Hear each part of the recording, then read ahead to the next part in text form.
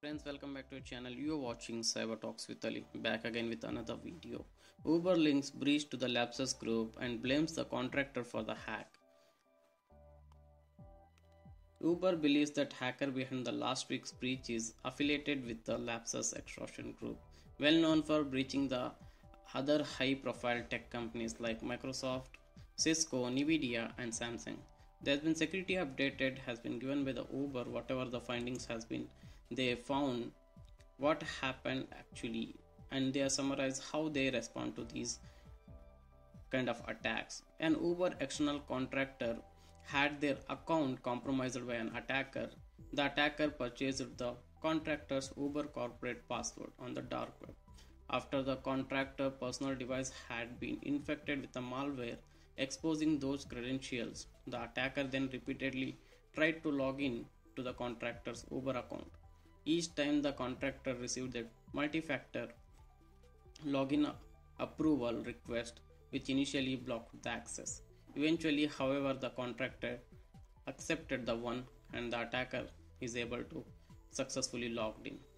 From there, attacker has been accessed the several other employees' accounts, which ultimately gave attacker to evaluate the permission to the number of tools, including G Suite and the Slack. The attacker then posted a message to the company's wide Slack channel, which many of us seen that, and reconfigured the Uber's OpenDNS to display the graphic image to employees some of the internal sites.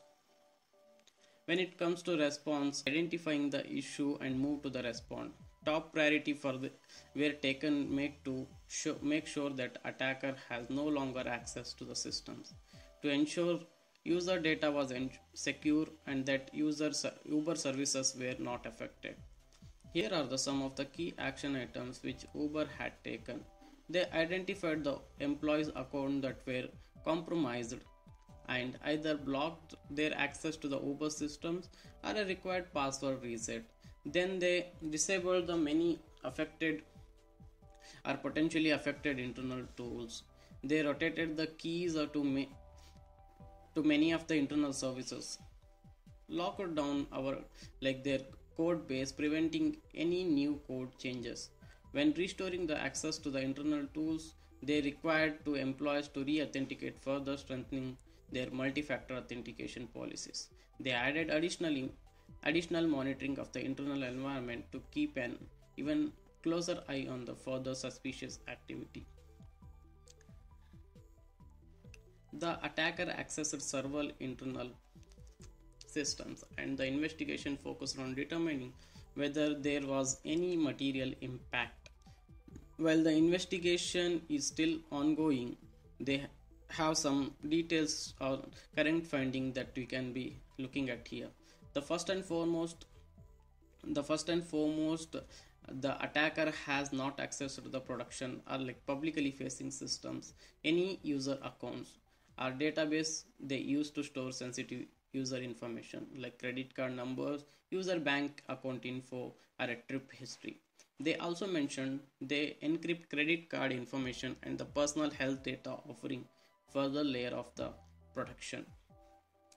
They reviewed the code base and had not found that the attacker made any changes.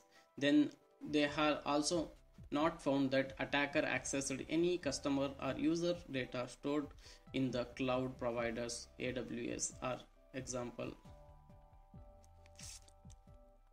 It does appear that attacker downloaded some internal Slack messages as well as accessed their information from the internal tools like finance teams uses to manage some invoices. The attacker was able to access dashboard at HackerOne where security researchers report the bug and vulnerability. However, the Uber is saying report that has been bug report the attacker was able to access have been already remediated. Throughout, they are able to keep all publicly facing Uber services operational and running smoothly because they took down some of the internal tools, customer supports,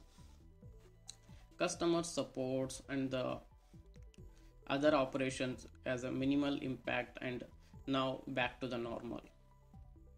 Who is responsible for this? Uber believes that this attacker are affiliated with the hacking group called LAPSUS. This group typically uses similar techniques or target technologies companies, and in the 2022 alone has breached Microsoft, Cisco, Samsung, and Nvidia and Okta, among others.